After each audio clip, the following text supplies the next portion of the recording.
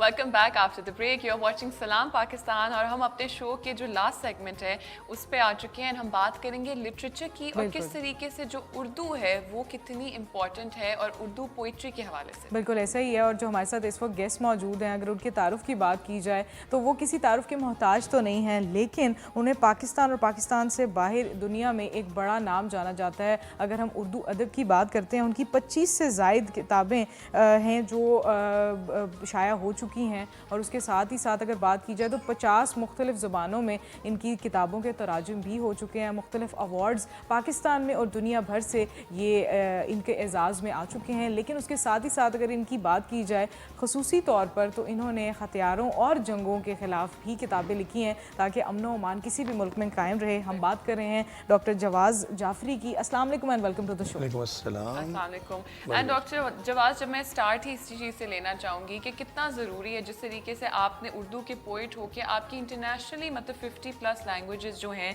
उसमें ट्रांसलेशन हुई है, तो कितना ज़रूरी है कि अपनी ज़ुबान में लिखना और उस चीज़ को अपनाना और दुनिया भर में उस चीज़ से अपने आप को रिप्रेजेंट करना कि हम पाकिस्तानी हैं और हम पाकिस्तान को ही रिप्रेजेंट कर रहे हैं। ये बहुत उम्दा सवाल है, इसलिए कि अब दुनिया उस तरह की नहीं रही जैसे हमारी पहली सीनियर नस्लों की थी।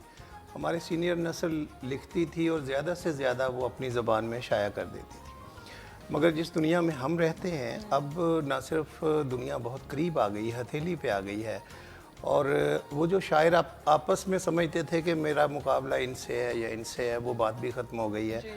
अब आप दुनिया में के किस कोने खुदरे में क्या लिखा जा रहा है वो आपके बिल्कुल सामने है, और आपका कंपटीशन भी, जो आपके लिखी हुई तहरीरें हैं उनका कंपटीशन भी इंटरनेशनल सतह पे हो गया है। हमारे लिए सोशल मीडिया की वजह से दूसरों तक पहुंचना आसान है। और उर्दू लिटरेचर का एक मसला हमेशा ये रहा है कि इंटरनेशनली उसकी पेशकश जो है वो ना होने के बराबर रही है।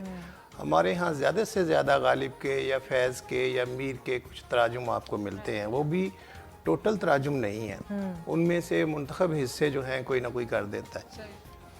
लेकिन मैं वो पोइट हूँ जिसकी किताबें जो हैं वो इंटरनेशनली कोई 5-6 दर्जन ज़ुबानों में, जो कि दुनिया की बड़ी ज़बानें हैं 5-7, उनके अलावा हमारे रीजनल ज़ुबानों में मेरी किताबें इंडिया से लेके दुनिया भर में शाया हुई हैं। और उसकी यही वजह है कि हमें बेहतर माहौल मिला है। बिल्कुल सही कह रहे हैं। मतलब वही बात है कि अपने टैलेंट को बताने का एक मौका मिलना, ये भी बहुत बड़ी बात है। बिल्कुल यानी अब ये देखिए ना कि ज़रूरी थोड़ी होती कि जो चीज़ अंग्रेज़ी में छपती है वो बहुत बड़ी होती है। अंग्रेज़ी में बड़ी घटिया तहरीरें छपती हैं। ऐसे ही है, बिल्कुल ठीक है ना। अब हमारे यहाँ जो बहुत उम्दा लिखने वाले हैं, बहुत अच्छी तहरीरें हैं, उनका मसला ये है कि वो अंग्रेज़ी में या दूसरी ज़बानों में जाती नहीं, इसलिए हमारे लिखने वाले अपने इलाके से उनका तशख़्ख़ुस बाहर नहीं जाता, उनकी शोहरत बाहर नहीं जाती। बिल्कुल। तो अब हमारे पास मौक़े हैं, और वो भी इसलिए कि अगर हम उस तरह के मौज़ूआत, वो सब्जेक्ट, वो कंटेंट लें जो दुनिया जिसमें इंटरेस्ट ले रही हो, तो फिर ही दुनिया हमें पढ़ेगी। लेकिन अगर वो हम वही करते रहे जुल्फ़े और रुखसार, तो ये फिर लोगों के ये मसाइल नहीं। बिल्कुल, के हिसाब से चलना ज़रूरी है। और वैसे भी सोशल इश्यूज़ पे बात करना, मेरा ख्याल है किसी भी मुल्क का या किसी भी सकाफ़त का जो अदब है उसके थ्रू ये चीज़ें जो हैं वो पूरी दुनिया तक पहुंचती हैं। और जिस तरह से डॉक्टर जवाज़ आपने हथियारों के ख़िलाफ़, जंगों के ख़िलाफ़ अमन व अमान को बरकरार रखने की जिस तरह से बात की, 2 किताबें भी आपकी शाया हुई, उस हवाले से आपकी क्या सोच है कि कितना ज़रूरी है दुनिया भर में अमन व अमान हो? ये देखिए कि जब मैं छोटा सा था ना, तो एक जंग हुई थी। उस साल मैं 1 साल का था जब 65 की जंग हुई। फिर मैं अभी चलना सीख रहा था तो एक और जंग हुई। फिर अब हमारे बाल सफ़ेद होना शुरू हुए हैं तो कारगिल हो गई।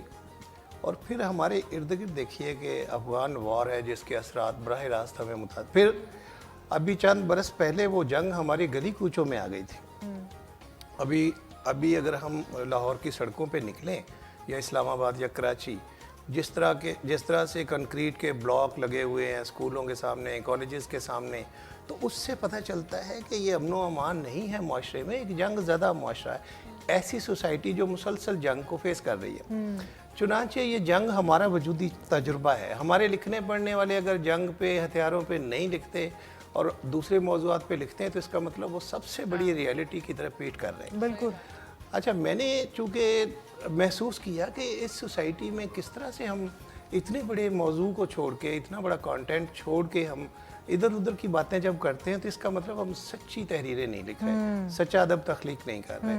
सो मैंने सबसे पहले एक आध नज़म तो आप मिलेगी कहीं ना कहीं शायरों के यहाँ, फैज़ के यहाँ या बाकी शायरों के यहाँ, जिनमें उन्होंने जंगों की मुखालफत की है, लेकिन मैंने ज़रा इसको ना एक पूरा फ़लसफ़ा बनाया, एक पूरी तहरीक बनाई है।